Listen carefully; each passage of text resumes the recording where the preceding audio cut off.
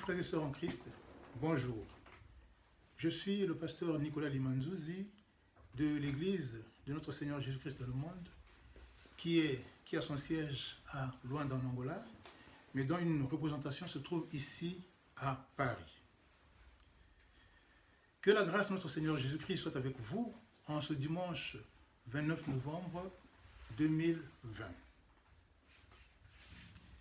Bien-aimés frères et sœurs, avec le modernisme et les progrès de la technologie, le monde d'aujourd'hui a beaucoup changé et a rapidement évolué, au point que petit à petit, consciemment ou inconsciemment, la science est en train de prendre la place de Dieu dans les cœurs des hommes, même dans les cœurs des croyants, des chrétiens. La technologie a permis à l'homme de faire des inventions extraordinaires, inimaginables, au point qu'aujourd'hui, que nous le voulions ou non, bien mes frères et sœurs, l'homme se confie beaucoup plus au progrès de la science pour sa survie, pour sa santé, pour son travail, pour sa retraite, plutôt qu'à Dieu qui est pourtant son créateur. L'homme vit en étant persuadé que tout se passe ici sur terre et qu'après la terre, c'est le néant, le repos éternel. Bien-aimés frères et sœurs, l'homme moderne, c'est-à-dire l'homme du 21e siècle, a foi en la science, mais pas en Dieu. On le voit par sa gestion de la pandémie du Covid-19, avec tous les vaccins miracles qu'on nous propose. C'est aussi pour cela que pour combler un vide spirituel qu'il ressent au plus profond de son être, l'homme préfère se tourner vers différents courants de philosophie, en allant adhérer à des loges, à certaines loges, plutôt que de placer sa confiance en Dieu par le Seigneur Jésus-Christ. Bien-aimés, nous vivons certes des temps difficiles, des temps où nous avons des problèmes à tous les niveaux, qui mettent notre foi à rude épreuve et qui nous fragilisent. Cependant, pour nous encourager à avoir foi en notre Seigneur Jésus-Christ, la Bible nous relate la vie des personnes qui ont connu l'adversité, mais qui ont su la surmonter grâce à leur foi en un Dieu qui ne change pas de toute éternité, malgré la modernité, malgré les progrès de la science. Alors, le thème de notre sermon de ce matin est « Manifeste ta foi face à l'adversité ».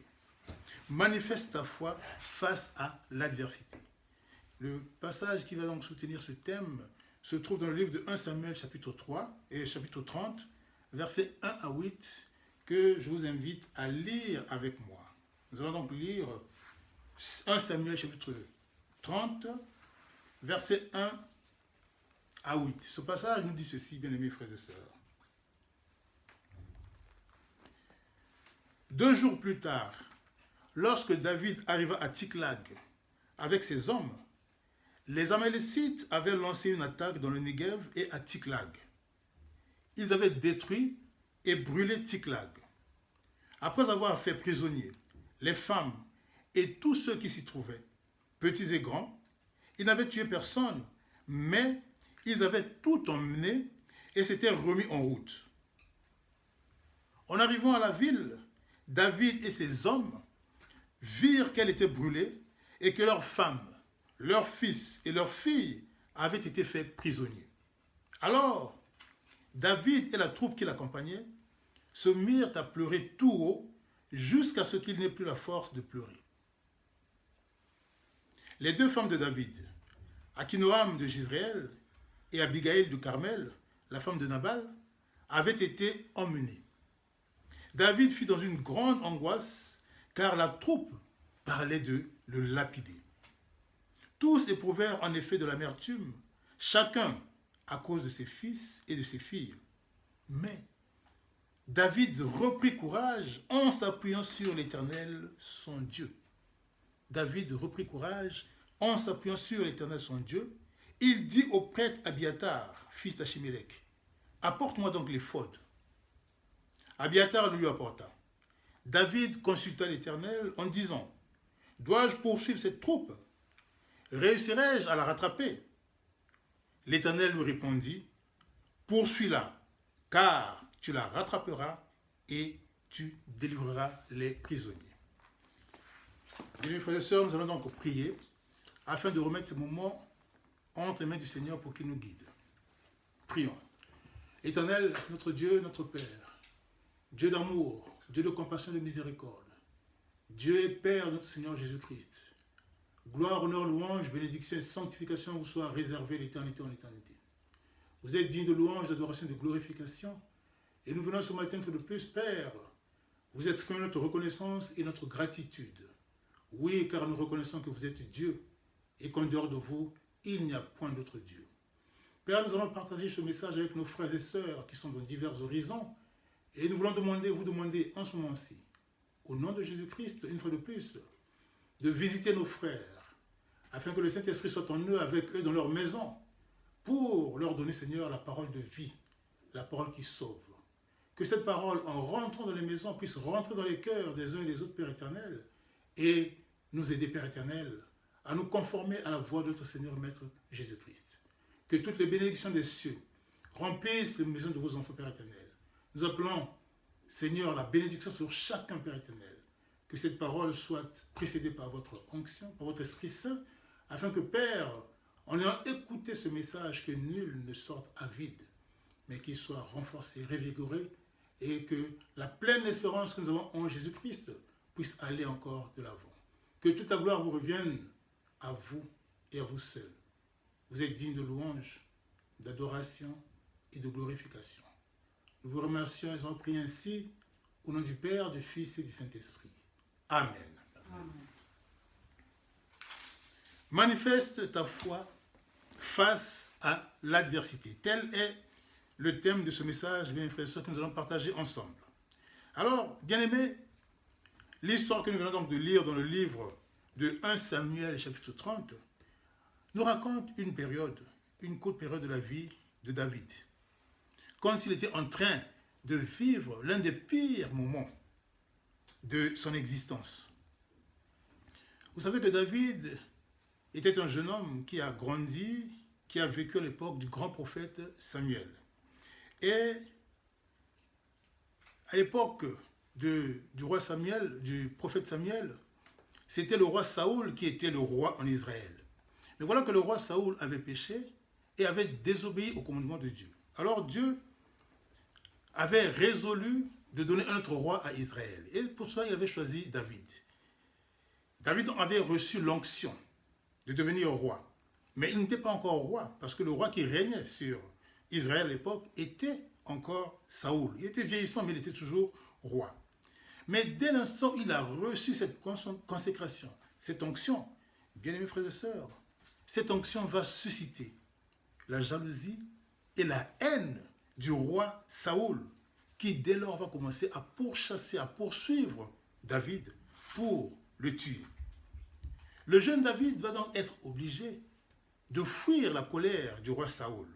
Et donc, avec sa famille, il va commencer à aller se cacher de caverne en caverne, bien aimé, pour fuir la colère du roi Saoul.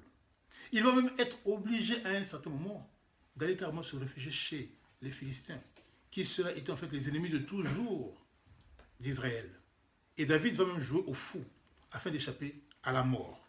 Bien aimé, David, ce jeune, va donc traverser des moments extrêmement difficiles, des moments d'adversité, comme il a si bien réussi à les écrire dans les divers psaumes qu'il a rédigés.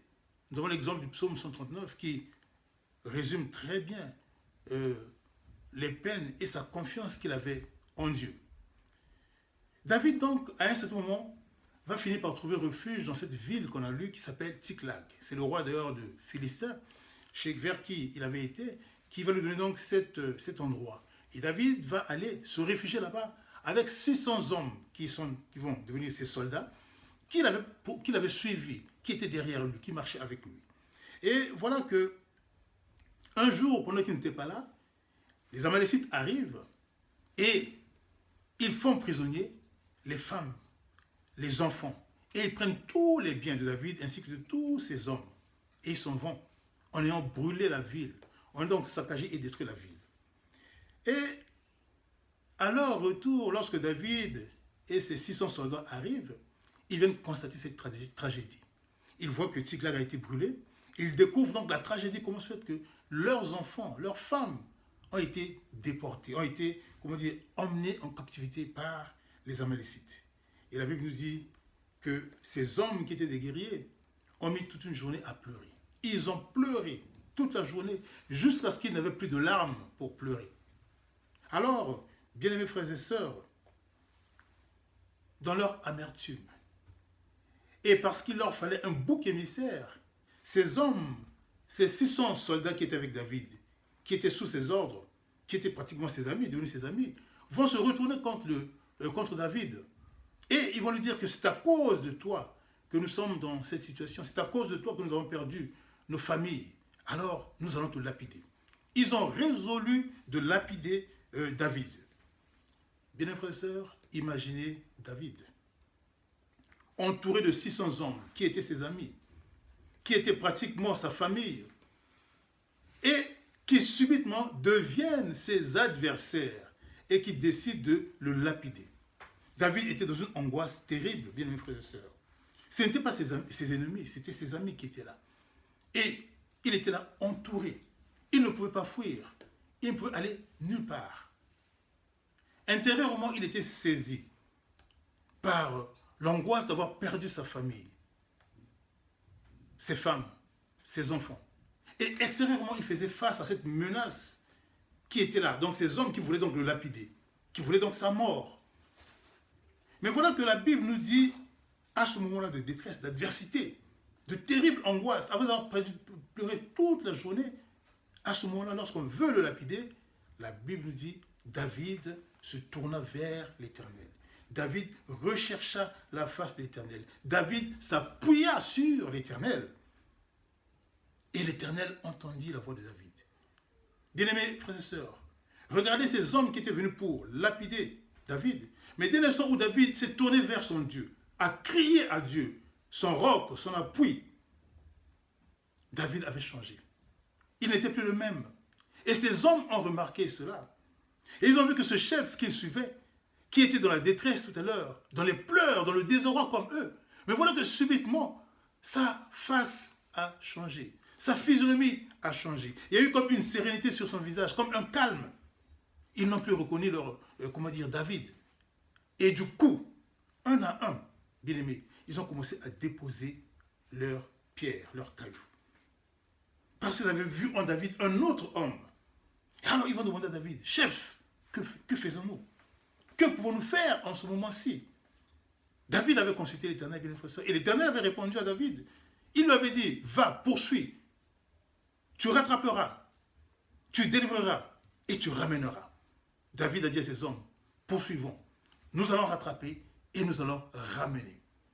Alors voilà que ces 600 hommes, comme un seul homme, se sont mis derrière David à la poursuite des Amalécites. Et ils vont effectivement les rattraper.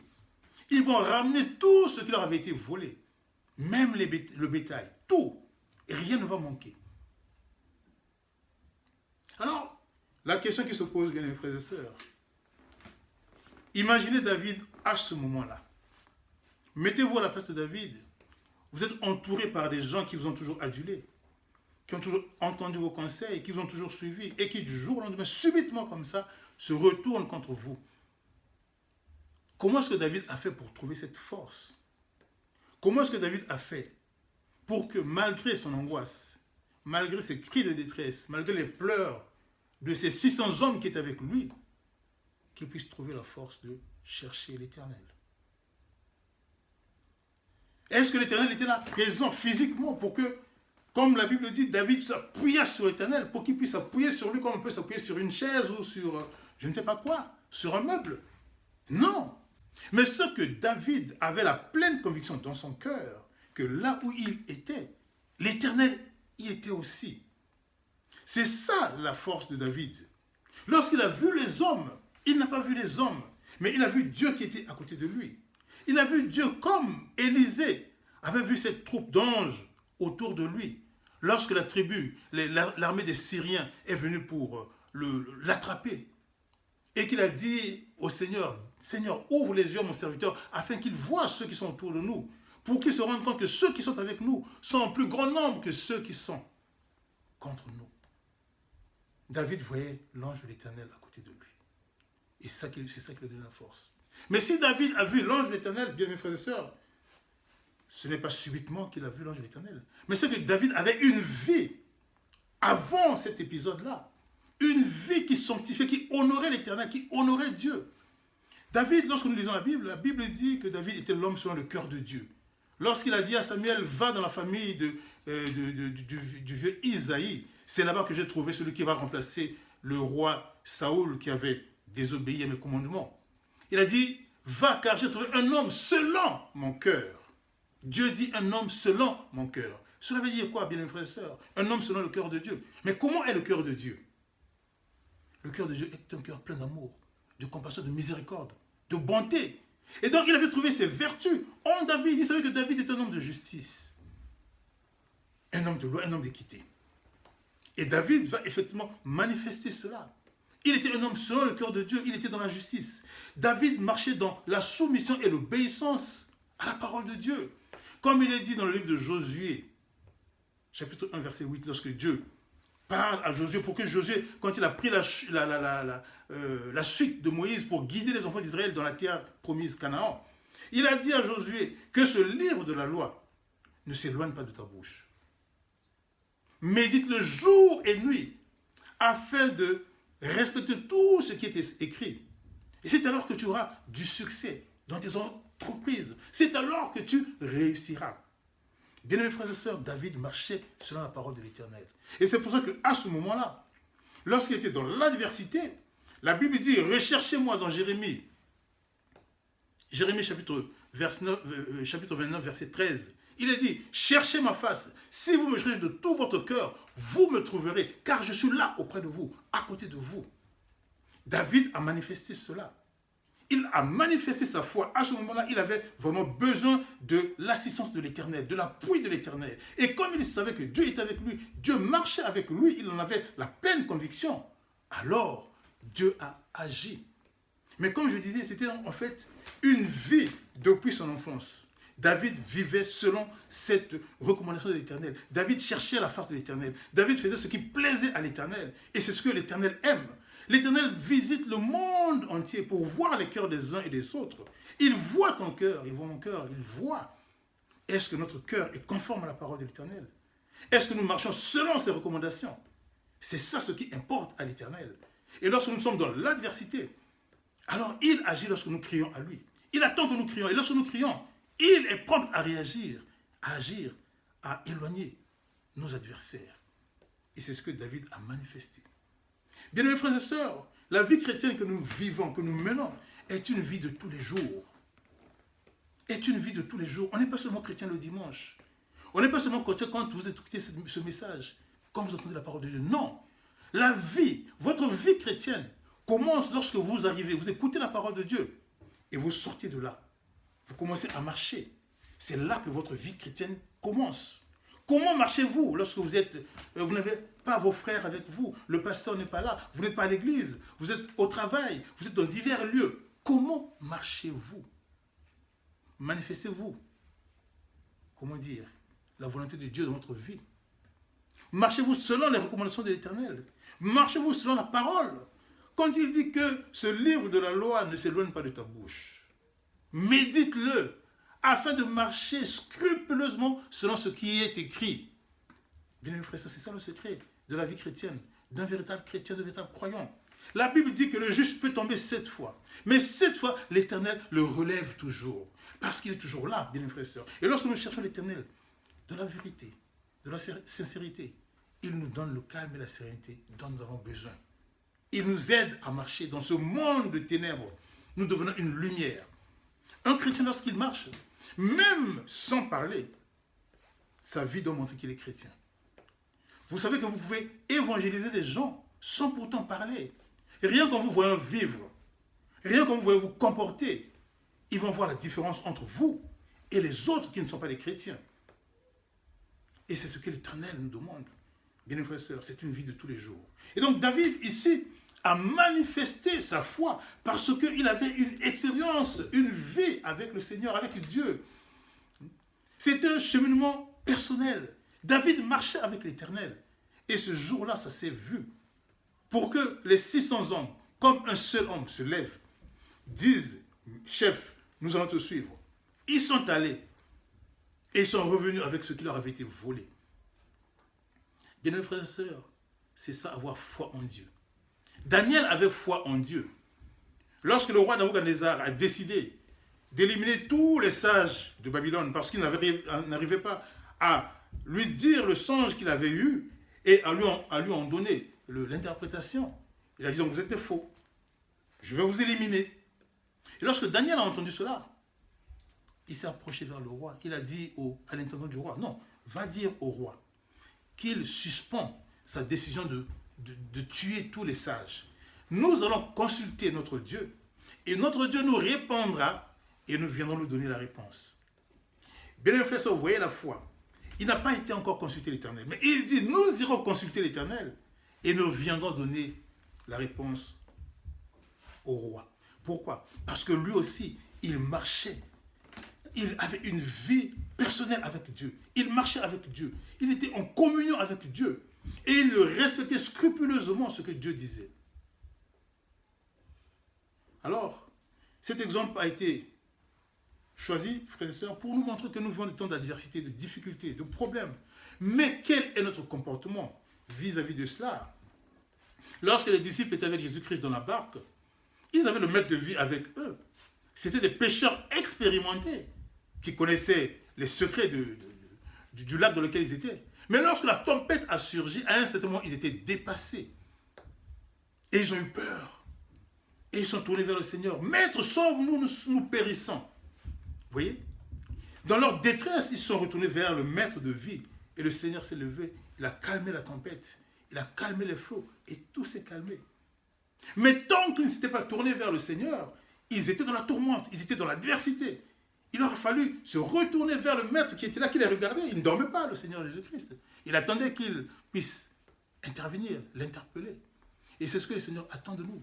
Lorsque nous passons des moments difficiles, le Seigneur veut voir notre foi, manifester notre foi. Mais pour que nous puissions manifester notre foi, bien les frères et sœurs, nous devons avoir une relation personnelle avec Dieu. Nous devons donc vivre au quotidien, chaque jour, dans nos maisons, là où nous allons, au travail, partout, manifester la vie de Jésus-Christ. C'est ça être un chrétien, bien mes frères et sœurs. Le chrétien, ce n'est pas seulement celui qui entend et puis qui oublie, comme dit la Bible.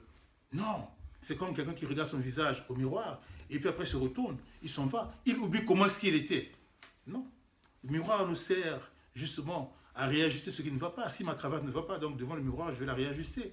Mon col, s'il est mal mis, je le remets. Si je suis mal coiffé, c'est ça. L'utilité, ce à quoi nous sert le miroir. Et bien justement, la Bible est notre miroir spirituel.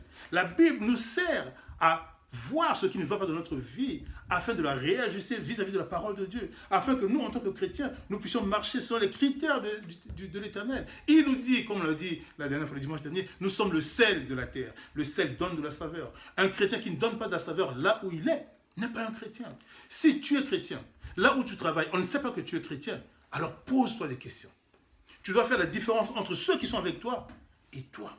Il faut que l'on sache, qu'on voit que tu es effectivement un enfant de Dieu. De par ta façon de parler, de par les conseils que tu peux donner, ça doit sortir de la Bible. De par l'amour que tu peux manifester.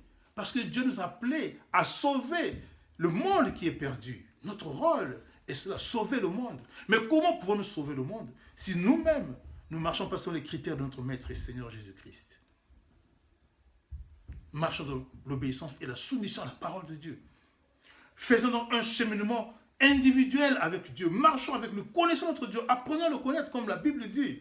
Apprenons à le connaître. Et si nous le connaissons, si nous marchons selon ses critères à lui, selon ses commandements, bien-aimés frères et sœurs, il nous répondra toujours, même dans le plus fort des tourmentes. Il répondra. Dieu répond. Il n'est pas mort. Non. Il est le même hier, aujourd'hui et éternellement. Le monde change, le monde évolue, mais Dieu n'évolue pas parce qu'il est intemporel. Comprenons cela, bien frères et sœurs. Alors, quelle est ta vie? David a manifesté sa foi dans un moment d'adversité. Et nous vivons des temps d'adversité, bien frères et sœurs, dans divers domaines. Je ne sais pas quel est votre problème, mais je sais que lorsqu'on voit un peu bien, le monde est dans la tourmente. Le monde entier est dans la tourmente, mais un chrétien doit avoir la sérénité. Quelle est notre vie, bien frères et sœurs? David a dit, l'Éternel est mon berger. Je ne manquerai de rien. Lorsqu'il a composé ses psaumes, il était dans les tourmentes. Ce n'est pas qu'il était déjà dans le palais, qu'il régnait déjà à Jérusalem. Non, il était dans les cavernes. Quand il disait, oui, je ne manquerai de rien, tu dresses devant une table, devant mes adversaires. Mais quand il disait, il était dans la tourmente. Il y a le roi Saoul qui était là, il y a l'armée qui était là pour le chasser. Mais il avait confiance en Dieu. Nous devons avoir confiance en notre Dieu, bien frères et sœurs. Car malgré les moments, les difficultés, si nous avons confiance en Dieu, Dieu ne nous abandonne jamais. Dieu n'est pas un homme. On peut se confier à un homme. Mais attention, l'homme, le jour où lui-même, il se casse, il risque de vous blesser. Donc, confions-nous en Dieu. Dieu peut nous sortir de toutes les situations. Il peut utiliser des solutions que nous n'imaginons pas. Parce qu'il est Dieu. Et, bien aimés frères et sœurs, si nous comprenons cela, si nous marchons dans la vérité, de la soumission, de l'obéissance à sa parole, nous verrons beaucoup de choses changer dans notre vie. Alors pourquoi est-ce qu'Israël a tourné dans le désert? Voilà qu'Israël, lorsqu'il est sorti avec Moïse, Dieu a marché avec eux. Dieu a fait mourir l'armée de Pharaon dans la mer Rouge. Eux, ils ont traversé la mer. Ils sont partis. Ils sont arrivés dans le désert. Les ennemis étaient derrière. Mais chaque fois qu'il y a eu un problème, qu'ils ont été dans l'adversité, ils sont retournés contre Moïse. Ils ont accusé Moïse. Ils ont insulté Moïse. En faisant cela, ils ne savaient pas qu'ils insultaient Dieu. Moïse leur disait, mais je ne suis rien, je ne suis qu'un instrument. Regardez à Dieu, c'est lui. Mais eux, non. Ils ont été dans l'incrédulité, dans le doute. Résultat, ils sont tous morts dans le désert. Ils sont tous morts. Alors, bien frères et sœurs, face à l'adversité, nous devons avoir la certitude que Dieu est à nos côtés. Si nous n'avons pas cette certitude, bien frères et sœurs, alors nous risquons d'être séduits par les doctrines sournoises de Satan le diable. Il risque de nous emporter, bien aimés. Donc nous devons donc être ancrés dans la parole du Seigneur. Et Dieu nous dit dans sa parole que les problèmes que nous pouvons avoir ne sont pas des problèmes pour lui. Oui, ils ne sont pas des problèmes. Lorsque nous les soumettons, bien frères et sœurs, il est toujours le Dieu de la solution. Il n'est pas le Dieu des problèmes, mais le Dieu de la solution. Mais avons-nous foi? C'est ça. Avons-nous foi en ce Dieu-là? Apprenons donc à mettre notre confiance en Jésus-Christ. C'est lui le consommateur de notre foi, la Bible nous dit dans Hébreu. Il est le consommateur de notre foi, bien frères et sœurs. Et il ne nous décevra jamais, car Jésus-Christ est Dieu. Dans la tourmente, il sera toujours là pour celui qui a confiance en lui. Et il nous donnera la paix du cœur. Il nous donnera la sérénité dont nous avons besoin. Et le calme nécessaire pour vaincre l'adversité. Alors, mon frère, ma sœur, appuie-toi sur Jésus-Christ. Fais pleinement manifester ta foi dans les moments difficiles, en plaçant ta confiance dans le Seigneur, dans l'Éternel, notre Seigneur Jésus-Christ. Et tu ne seras pas déçu, car il ne déçoit personne. Celui qui se confie en lui sera toujours dans la joie, sera toujours dans la paix, dans la sérénité. Même si à l'extérieur il y a la tourmente, mais à l'intérieur tu auras cette sérénité, cette paix qui fera que tu attendras avec patience le secours de l'Éternel. Car attends-le. Il arrive comme il dit à Habakkuk. S'il tarde, attends-le, car il arrive à coup sûr. Comme le jour se lève toujours, la volonté de l'Éternel, sa promesse s'accomplira dans ta vie aussi.